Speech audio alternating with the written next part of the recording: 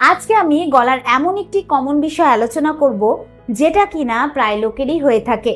আর আপনি অনেক সময় দেখে থাকবেন যে অনেকেরই গলায় সবসময় খুসখুস করে, গলায় কফ আটকে থাকে, কথা বলতে গেলেই মাঝে মাঝে গলার স্বর আটকে যায়, যেটাকে ডাক্তারি ভাষায় পোস্ট নেজাল ড্রিপ বলা হয়।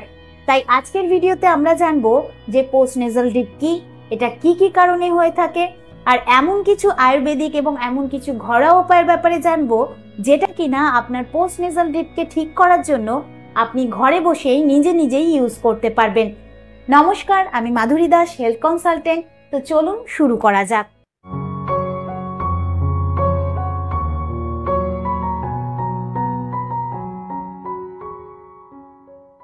সবার প্রথমে জানা যাক যে পোস্ট নেজাল ড্রিপ কি। দেখুন, যখন নাক এবং সাইনাস থেকে অতিরিক্ত কফ গলার পেছন থেকে নেমে আসে এবং সেখানেই ধীরে ধীরে জমা হতে থাকে, তখন সেটাকে পোস্ট নেজাল ড্রিপ বলা হয়। আর এর কারণে গলার ভেতর ইরিটেশন হয়, কাশি হয়, গলা বারবার পরিষ্কার করতে হয়। এছাড়া এই ইরিটেশনের কারণে যখন আপনি কোনো কাজ করছেন বা কারোর সাথে কথা বলছেন, তখনও কিন্তু আপনার বিরক্তি ফিল হয়।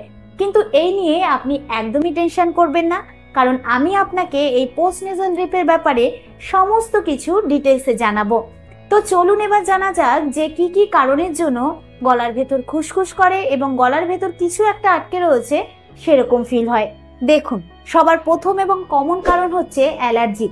যদি আপনার কোনো কিছুর থেকে অ্যালার্জির সমস্যা থাকে, সেটা ধুলোবালির থেকে হতে পারে, পলিউশনের থেকে হতে পারে, পশুর লোমের থেকে হতে পারে, অথবা ওয়েদার চেঞ্জের কারণে আপনার সর্দি, কাশি, হাঁচি এই সমস্যাগুলো হয়, তাহলে এই সমস্ত কারণের জন্য আপনার পোস্ট নেজাল ড্রিপ মানে গলায় খুসখুস এবং গলার ভেতরে কিছু একটা আটকে রয়েছে এরকম ফিল হতে পারে। এছাড়া দ্বিতীয় যে কারণ রয়েছে সেটা হচ্ছে GERD। এটা কিন্তু পেটের এক ধরনের রোগ, আর এই রোগে পেটের ভেতর অ্যাসিড বেশি তৈরি হয়। আর এই অ্যাসিড আপনার গলার ভেতরে যে খাবারের নালী রয়েছে তার ভেতরে যেতে শুরু করে, যার কারণে আপনার গলায় ইরিটেশন হয় এবং আপনার পোস্ট নেজাল ড্রিপের সমস্যা দেখা দেয়। এছাড়া যদি কেউ এরকম জায়গায় থাকে যেখানকার আবহাওয়া খুব ড্রাই বা খুব ঠান্ডা, যার কারণে মাথায় খুব খুশকি হচ্ছে, তাহলে সেক্ষেত্রেও কিন্তু গলার সমস্যা হতে পারে। অথবা যদি কারো সাইনাস ইনফেকশন বা কোনো ওষুধের সাইড এফেক্ট হয়, তাহলে এরকম অবস্থাতেও গলার সমস্যা হতে পারে। কিন্তু যদি আপনার গলায় কফ আটকে থাকার সাথে সাথে দীর্ঘদিন শ্বাসকষ্ট বা দুর্গন্ধযুক্ত সবুজ বা হলুদ কফ হয়, তাহলে অবশ্যই ডাক্তারের পরামর্শ নিতে হবে। আসুন এবার জানা যাক যে এরকম কি উপায় রয়েছে যেটা আপনার গলার সমস্যাকে দূর করবে। তো সবার প্রথমে যেটা আপনাকে করতে হবে সেটা হচ্ছে নিজেকে হাইড্রেট রাখার জন্য প্রত্যেক 1 ঘন্টা অন্তর অন্তর আপনাকে জল খেতে হবে। এই জল খাওয়ার ফলে কি হয়, আপনার গলার ভেতর যে কফ আটকে রয়েছে সেটা ধীরে ধীরে পাতলা হতে হতে সেখান থেকে ধুয়ে যায়, মানে ক্লিয়ার হয়ে যায়, যার ফলে আপনার সমস্যা আস্তে আস্তে কমতে থাকে। তাই যদি আপনি রুম টেম্পারেচার বা উষ্ণ গরম জল খান, তাহলে আপনি বেশি ভালো রেজাল্ট পাবেন। কিন্তু কখনোই এরকম অবস্থাতে ঠান্ডা জল খাবেন না।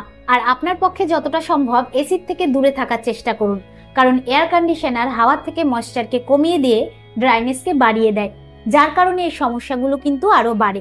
এরই সাথে আরো ভালো রেজাল্ট পাওয়ার জন্য আপনি কিছু হোম রেমেডি ইউজ করতে পারেন। যেরকম 1 নম্বর হচ্ছে আদা। আদার মধ্যে কিন্তু প্রচুর পরিমাণে অ্যান্টিঅক্সিডেন্ট থাকে, যা গলার ফোলাভাব, গলা ব্যথা, ইরিটেশন এগুলোকে কম করতে সাহায্য করে।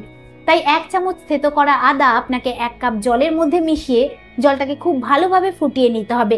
তারপর সেই জলটাকে ছেঁকে নিয়ে তার মধ্যে 1 চামচ মধু মিশিয়ে খেতে হবে, কারণ মধু কিন্তু গলার ভেতর একটা প্রলেপ তৈরি করে, সর্দি, কাশি, তারপরে খুসখুসে ভাব এগুলোকেও কম করে, যেটাই কিনা আপনার গলায় আরাম হয়। তো এই চা কিন্তু আপনি দিনে 2 থেকে 3 বার বানিয়ে খেতে পারেন। এছাড়া দ্বিতীয় যে জিনিসটা আপনি বানিয়ে খেতে পারেন সেটা হচ্ছে গোলমরিচ এবং মধু। এর জন্য আপনাকে 1 চিমটি গোলমরিচের গুঁড়ো 1 চামচ মধুর মধ্যে মিশিয়ে একটু একটু করে খেতে হবে। একবারে পুরোটা খাবেন না, অল্প অল্প করে খাবেন, আর এটা আপনাকে দিনে 3 বার বানিয়ে খেতে হবে। এরই সাথে আপনি ইউক্যালিপটাসের তেল ব্যবহার করতে পারেন। ইউক্যালিপটাস সাধারণত একটি গাছ, যার তেল আপনি মার্কেটে পেয়ে যাবেন। আর এটা ব্যবহার করার জন্য গরম জলের মধ্যে আপনাকে 4 থেকে 5 ফোঁটা তেল দিয়ে ভাপ নিতে হবে দিনে 2 থেকে 3 বার। এতেও কিন্তু আপনি খুব ভালো রেজাল্ট পাবেন। আর 3 নম্বর হচ্ছে যষ্টি মধু। যষ্টি মধুর মধ্যে কিন্তু প্রচুর পরিমাণে অ্যান্টি ইনফ্ল্যামেটরি প্রপার্টি, সাপোনিনস, গ্লাইসিরাইজন এই উপাদানগুলি থাকে, যেগুলো কিনা আপনার গলার ভেতরে যে কফ আটকে থাকে সেটাকে পাতলা করতে সাহায্য করে, গলার এবং শ্বাসনালীর সমস্যাকেও দূর করে। তাই চাইলে আপনি এটা ব্যবহার করতে পারেন। আর এটা ব্যবহার করার জন্য সবার প্রথমে আপনাকে 3 থেকে 4 পিস যষ্টি মধু নিতে হবে, বা যদি আপনার কাছে গুঁড়ো থাকে তাহলে 1 চামচ গুঁড়ো আপনাকে 1 কাপ জলের মধ্যে মিশিয়ে খুব ভালোভাবে ফুটিয়ে নিতে হবে। এরপর এটাকে ছেঁকে নিয়ে উষ্ণ গরম অবস্থাতেই আপনাকে খেতে হবে দিনে 2 থেকে 3 বার। এবং লাস্ট 4 নম্বর হচ্ছে হলুদ মেশানো দুধ। এর জন্য আপনাকে 1 গ্লাস গরম দুধের মধ্যে 1 চামচ হলুদ গুঁড়ো মিশিয়ে প্রতিদিন রাতে ঘুমোতে যাওয়ার আগে খেতে হবে। এতে আপনার সর্দি, কাশি, গলা ব্যথা এগুলো তো কমবেই, সাথে আপনার গলা ফোলা ভাবও কমবে। তো আমি যে হোম রেমেডিগুলোর কথা বললাম সেগুলোর মধ্যে আপনি যে কোনো একটা বা দুটো ইউজ করতে পারেন, সব কটা কিন্তু ইউজ করার কোনো প্রয়োজন নেই। তো আমি আশা করব যে এই ভিডিওর দ্বারা আপনি উপকৃত হবেন। ভিডিওটা কিরকম লাগলো অবশ্যই কমেন্টে জানাবেন। আজকের মতন এতটুকুই, আবার দেখা হবে পরবর্তী ভিডিও নিয়ে। নমস্কার।